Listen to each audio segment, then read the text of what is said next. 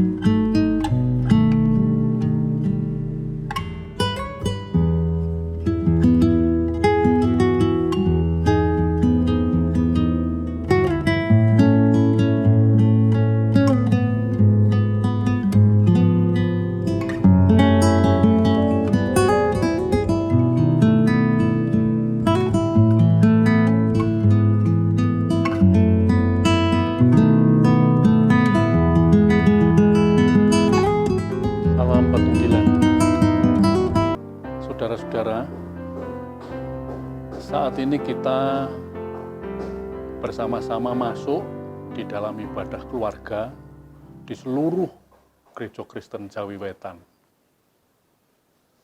Dan mari kita masuk di dalam ibadah. Ibadah keluarga pada bulan Kitab Suci saat ini kita lakukan di dalam nama Allah Bapa, Sang Pencipta, Tuhan Yesus Kristus, Sang Kepala Gereja, dan Roh Kudus, Sang Penolong kita semua. Anugerah dan damai sejahtera dari Tuhan Allah ada pada saudara sekalian. Amin. Kita puji nama Tuhan. Dengan pujian Kidung Jemaat 66, kita pujikan bait pertama dan yang kedua, di gunung dan di lurah.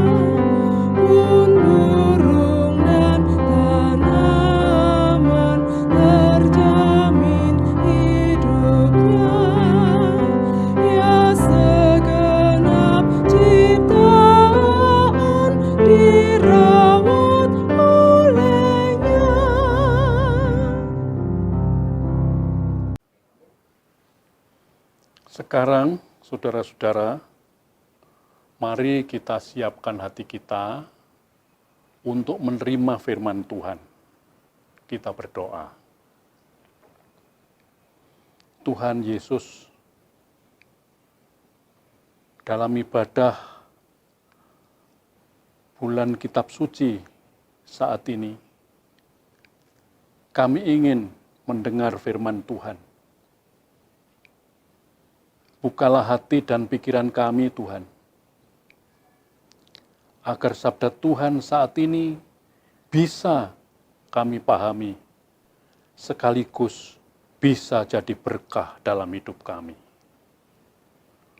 Mari Tuhan bersabdalah, sebab kami semua, anak-anak-Mu di seluruh Gereja Kristen Jawi Wetan, telah siap untuk mendengar sabda Tuhan. Pakailah hamba-Mu yang akan merenungkan firman Tuhan saat ini. Demi Tuhan Yesus. Amin. Adapun sabda Tuhan dalam bulan kitab suci saat ini telah diatur oleh Gereja Kristen Jawi Wetan. Bacaan hari ini adalah dari Kitab Mazmur 119, kita akan baca mulai ayat 97 sampai 104. Ya, saya yakin saudara-saudara juga sudah mempersiapkan Alkitab untuk dibaca bersama-sama. Saya akan membacakan firman Tuhan, Mazmur 119, mulai ayat 97. Betapa kucintai Taurat-Mu. Aku merenungkannya sepanjang hari. Perintah-Mu membuat aku lebih bijaksana daripada musuh-musuhku. Sebab selama-lamanya itu ada padaku. Aku lebih berakal budi daripada semua pengajarku, sebab peringatan-peringatanmu kurenungkan. Aku lebih mengerti daripada orang-orang tua, sebab aku memegang titah-titahmu. Terhadap segala jalan kejahatan, aku menahan kakiku, supaya aku berpegang pada firman-Mu. Aku tidak menyimpang dari hukum-hukum-Mu, sebab Engkaulah yang mengajar aku. Betapa manisnya janji-Mu itu bagi langit-langitku, lebih daripada madu bagi mulutku. Aku beroleh pengertian dari titah-titah-Mu. Itulah sebabnya aku benci segala jalan dusta. Sampai di sini sabda Tuhan yang akan kita renungkan bersama. Saudara-saudara kekasih Tuhan Yesus, dalam merenungkan firman Tuhan dari Mazmur yang telah kita baca bersama tadi, saya kepingin cerita tentang pengalaman saya pada waktu yang sudah lewat. Ada seorang yang sudah agak tua, tinggal di desa yang jauh dari kota. Dia suatu saat ingin mengunjungi rumah anaknya yang berada di kota. Sebenarnya dia sudah pernah berkunjung. Tetapi pada saat berkunjung waktu itu bersama dengan rombongan. Sehingga dia bersama istrinya tinggal masuk ke rumah anaknya. Yang dia ingat, rumah anaknya dekat perempatan jalan yang ada pohon beringinnya. Waktu itu pagi sekali, dia berangkat naik sepeda motor. Dengan sangat bersemangat, Pak Tua pergi ke Kota Malang dengan pikiran, rumah anak saya dekat perempatan yang ada pohon beringinnya. Itu saja yang diingat di dalam benak orang tua yang mengunjungi anaknya di Kota Malang itu. Sampai sore, dia terus berkeliling di Kota Malang mencari rumah anaknya. Pikirannya, rumah anak saya dekat perempatan jalan yang ada pohon beringinnya. Berulang kali dia tanya banyak orang tentang rumah anaknya, tetapi tidak ketemu. Dan lucunya, saudara-saudara, sementara ditanya, jalan apa toh Pak anaknya tinggal? Di desa apa toh Pak anaknya menempati rumahnya? Pak Tua jawabannya, waduh lupa saya. Saya tidak tahu di desa apa anak saya tinggal.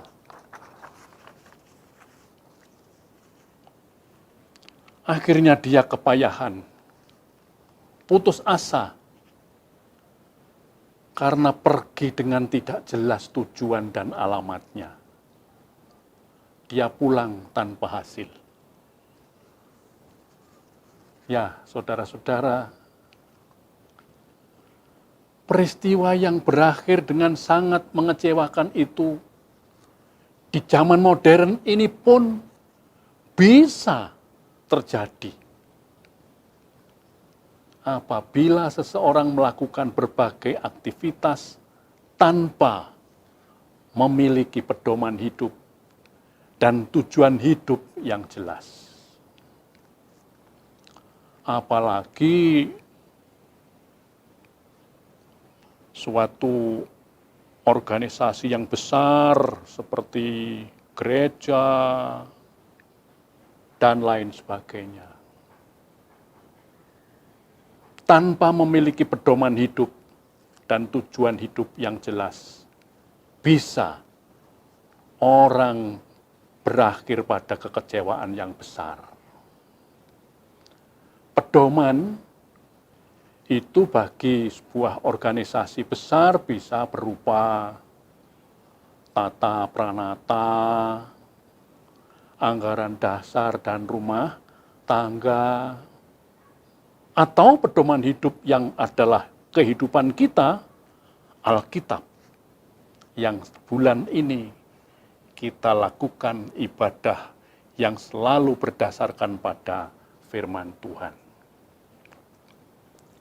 Pedoman dan tujuan hidup merupakan dasar pikir yang membuat langkah hidup tidak mudah dipengaruhi dan terpengaruh oleh banyak hal. Seperti pernah diberitakan dalam surat kabar terkenal di negeri kita. Masyarakat geger sebab ada salah seorang pejabat yang sangat berpengaruh tertangkap karena sedang berhubungan mesra bersama seorang penyanyi terkenal dengan foto yang sangat jelas. Penyanyi tadi merasa sangat terpojok. Dan di dalam keterpojokannya, kemudian penyanyi tadi mengadakan klarifikasi, jumpa pers. Di hadapan para wartawan, Ia mengutarakan ketertekanannya. Sebab, mengapa hal sebejat itu disiarkan di dunia pers? Ya, saya merasa sangat disudutkan. Lalu dia menangis. Dan saat dia menangis, dia berkata, saya menganggap semua itu adalah cobaan dari Tuhan. Saudara, banyak di antara kita yang begitu gampangnya menyalahkan Tuhan dengan mengatakan bahwa bencana kehidupan yang menghancurkan nama dan masa depan itu adalah cobaan dari Tuhan. Padahal ada ajaran Tuhan. Saya ingat di dalam Yakobus 1 ayat 13 dan 14. Tuhan tidak pernah mencobai siapapun. Tuhan tidak pernah mencobai siapapun. Seseorang dicobai oleh keinginannya sendiri. Keinginan itulah yang menjerat dan menyeret serta memikatnya seperti peristiwa yang terungkap di atas tadi. Begitu orang sudah ingin, apa saja segala cara bisa dilakukan. Dan lucunya bisa dihalalkan itu. Seperti peristiwa dalam kitab Kejadian 3, ayat 1 sampai 7. Kejatuhan manusia ke dalam dosa. Hawa dan Adam. Pernah terlintas dalam pikiran bahwa proses tragedi kejatuhan manusia ke dalam dosa ini sangat-sangat menyedihkan. Dan mengapa sangat menyedihkan? Karena sejarah proses penjadian manusia kelihatan masih dalam awal kehidupan. Dan justru proses sejarah kejadian manusia pada awal tadi, keluarga Adam sudah kelihatan kurang solid. Hawa sudah mulai main nalar yang tidak nalar.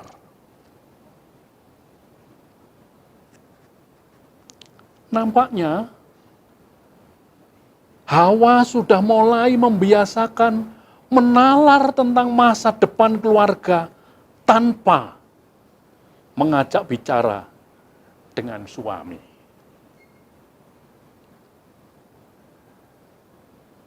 Dia bergumul tentang keselamatan hidup keluarga dengan kekuatan Hawa sendiri. Dia sudah mulai diskusi dengan doktrin atau dogma hidup dengan pribadi lain.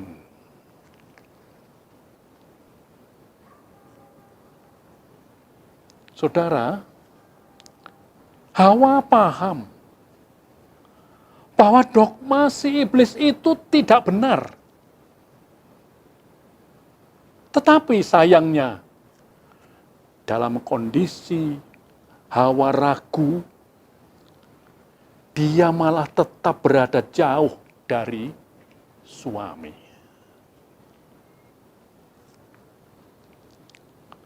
Hawa tahu yang memberi peraturan hidup adalah Tuhan Allah. Tetapi sayangnya dia malah pilih bujukan person lain daripada pilih tetap dalam perintah Tuhan.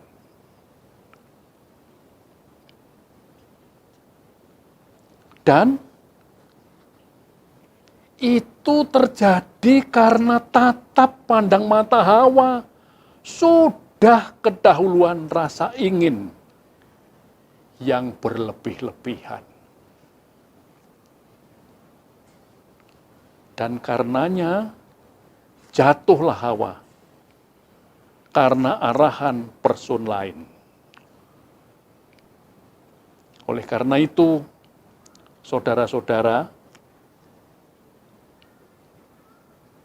hati-hatilah bila proses penalaran kita sudah tidak nalar.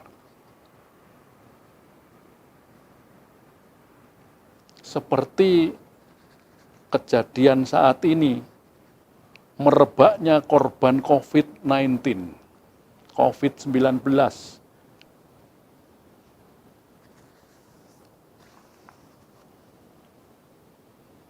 Ya, korban makin bertambah. Ya, saya sendiri, saudara-saudara, kadang-kadang merasa heran. Mengapa bangsa Indonesia yang sudah merdeka 75 tahun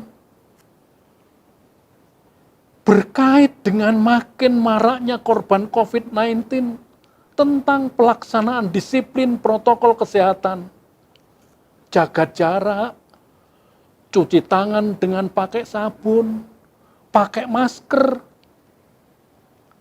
Sepertinya makin dilarang. Kayaknya orang Indonesia cenderung makin melanggar dengan berbagai alasan.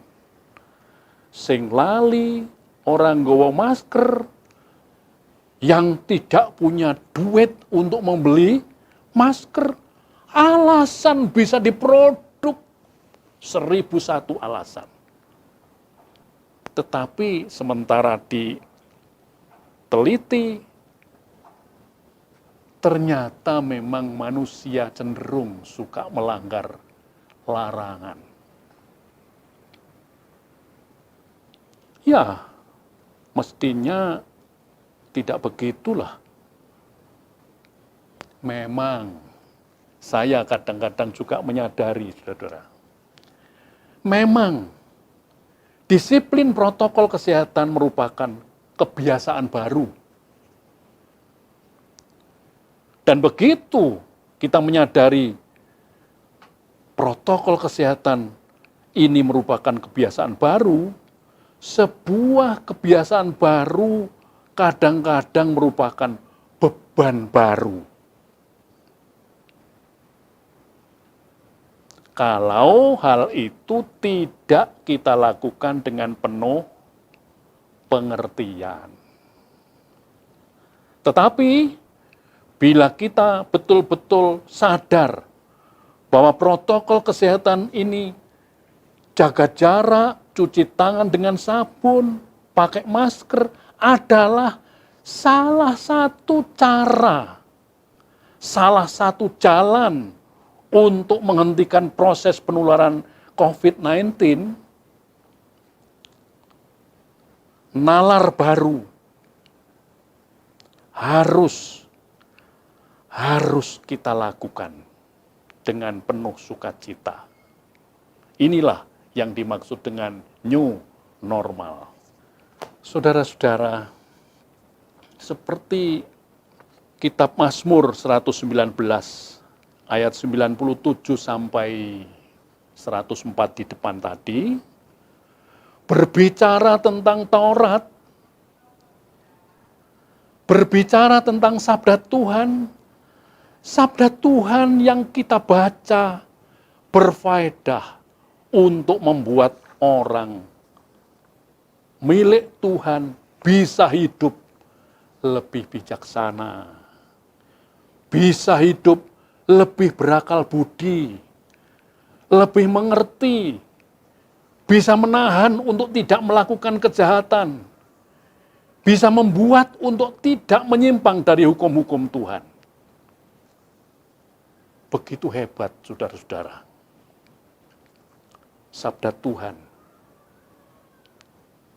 Jadi, dengan memahami fungsi Alkitab, dengan memahami sabda Tuhan yang membuat orang milik Tuhan menjadi bijaksana, berakal budi, di balik itu semua dengan firman Tuhan, Tuhan mau agar manusia punya hidup yang terjaga dari berbagai pengaruh jahat yang cenderung mengganggu dan menghancurkan kualitas hidup manusia.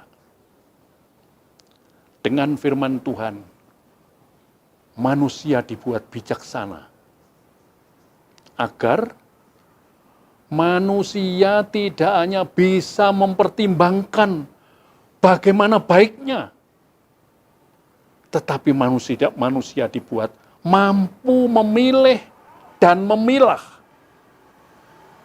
serta melaksanakan yang terbaik, serta meninggalkan yang jahat. Dengan firman Tuhan, manusia dibuat berakal budi. Artinya, Tuhan mau agar manusia mampu menalar bahwa munculnya masalah kehidupan manusia karena manusia sering dalam proses penalarannya tidak menalar pakai logika yang baik dan benar. Seperti proses kejatuhan manusia ke dalam dosa di atas tadi. Karena itu, sabda Tuhan jangan pernah dilupakan.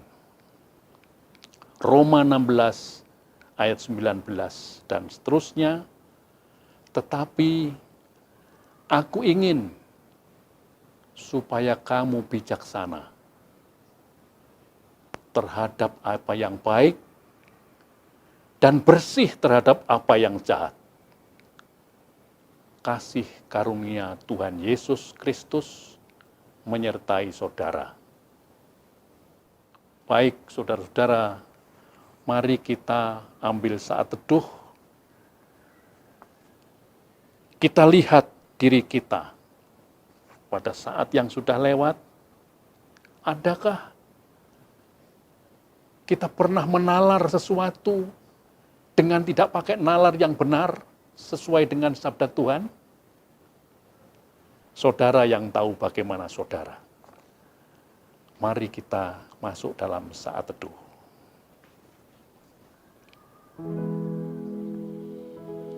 Tuhan Yesus, Engkau tahu bagaimana kami, baik dalam rumah tangga kami, baik dalam tempat tugas kami, baik di dalam masyarakat. Engkau yang tahu semuanya. Ampuni apabila terdapat kesalahan. Basuhlah kami dengan sabdamu yang kudus, sehingga sabdamu hari ini boleh membimbing hidup kami makin berfaedah bagi keluarga kami, terlebih bagi kemuliaan nama Tuhan Yesus. Amin. Baik, saudara-saudara,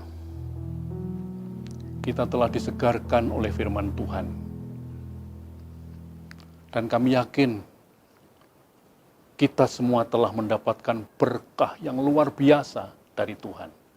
Itu sebabnya ada baiknya apabila kita memuji Tuhan dengan Kidung Jemaat 367 bait pertama, dengan bersama-sama mempersembahkan persembahan. padamu Tuhan dan Allahku.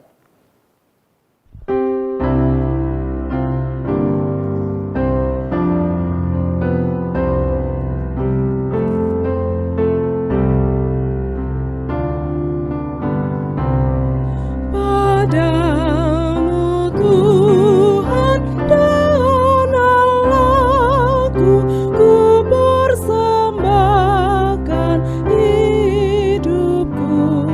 Darimu jiwa dan ragaku, hanya dalam-Mu ku teduh. Hatiku yang Engkau pulihkan, padamu juga ku berikan.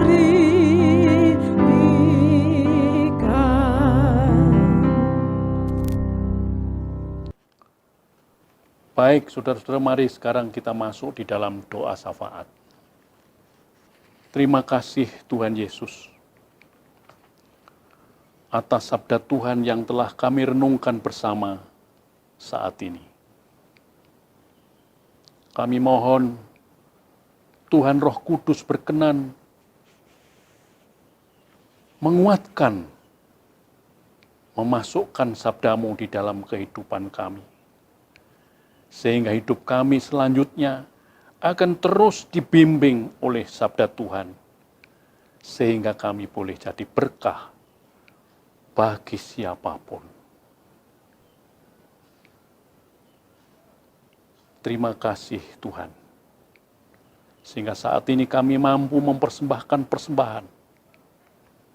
Dan setiap kali kami mempersembahkan, ini bukan hasil budi baik kami. Tapi persembahan ini kami persembahkan karena Tuhan telah lebih dahulu memberi kepada kami, mencukupkan berbagai macam keperluan kami. Terima kasih Tuhan Yesus. Berkati persembahan ini, sehingga bisa kami pakai untuk ikut ambil bagian di dalam kegiatan gereja Tuhan, di mana kami Tuhan tempatkan. Tuhan Yesus, Engkau tahu bahwa hari-hari ini kami hidup di dalam situasi yang sangat bahaya. Di mana negeri kami, bahkan dunia kami, sekarang ini sedang dikeroyok oleh penyakit corona, COVID-19. Banyak berguguran korban di mana-mana itu. Itu sebabnya kami yakin apabila Tuhan berkenan, kami hidup, memperkenankan kami hidup di lingkungan dan situasi yang sangat bahaya ini, Tuhan pasti akan membersamai kami terus, menuntun kami terus, menjaga kami terus sehingga kami terbebas dari bencana COVID-19. Kami masih perlu berdoa untuk saudara-saudara kami yang sekarang terpapar penyakit yang membahayakan ini. Mereka banyak yang mencari pengobatan di rumah sakit. Tuhan berkati mereka. Berkati para petugas rumah sakit yang mengurus, mengatur, memperlancar berbagai macam pengobatan. Berkati apa yang dikerjakan, sehingga semuanya boleh menjadi berkah bagi saudara-saudara pasien dan sembuh karena berkat Tuhan. Itu sebabnya kami juga berdoa untuk bangsa dan negara kami. Lindungi terus Tuhan.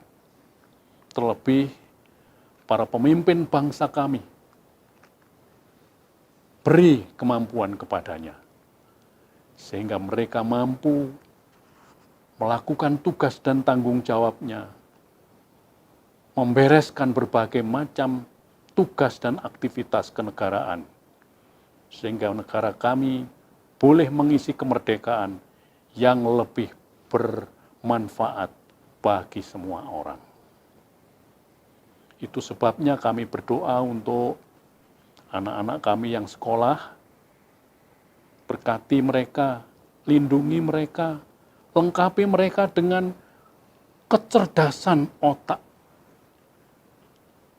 kesehatan lahir dan batin, sehingga mereka mampu mengisi hidup, mempersiapkan hidup bagi masa depan dan bangsa dan negara ini. Kami berdoa untuk semua orang yang bekerja di lingkungan negara kami. Lengkapi mereka dengan kesehatan lahir dan batin, sehingga mereka bisa jadi berkah di negeri kami ini. Tuhan, kami juga berdoa untuk keluarga kami satu persatu. Suami, istri, anak-anak, semuanya Tuhan berkati, sehingga dengan berkat Tuhan, keluarga kami boleh belajar terus menjadi berkah Tuhan bagi sesama. Semua doa dan permohonan ini kami pinta di dalam Tuhan Yesus yang mengajar kami berdoa. Bapa kami yang di surga, dikuduskanlah namamu, datanglah kerajaanmu, jadilah kehendakmu di bumi seperti di sorga. Berikanlah kami pada hari ini makanan kami yang secukupnya, dan ampunilah kami akan kesalahan kami, seperti kami juga mengampuni orang yang bersalah kepada kami. Dan janganlah membawa kami ke dalam pencobaan, tetapi lepaskanlah kami daripada yang jahat. Karena Engkaulah yang punya kerajaan dan kuasa dan kemuliaan sampai selama-lamanya. Amin. Kita akhiri ibadah ini dengan pujian Kidung Jemaat 402, baitnya yang pertama. Ku perlukan juru selamat.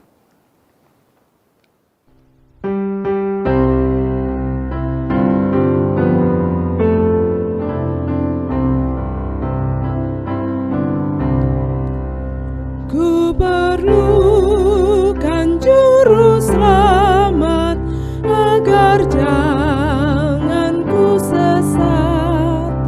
Selalu harus ku rasakan bahwa Tuhanku dekat, maka jiwaku tenang, takkan takut dan enggan bila Tuhanku membimbing ku di malam pun tentram. Saudara-saudara, ibadah telah usai. Mari kita memanjatkan doa permohonan berkat. Dan terimalah berkat Tuhan yang disampaikan oleh hamba-Nya. Tuhan Allah Bapa yang memegang segala hidup dan kehidupan di dalam Tuhan Yesus dan Roh Kudus, kiranya mencurahkan berkat atas kehidupan saudara satu persatu, dituntun, dilindungi, diberkati, sehingga damai sejahtera Tuhan bersama saudara hari ini sampai selamanya. Amin.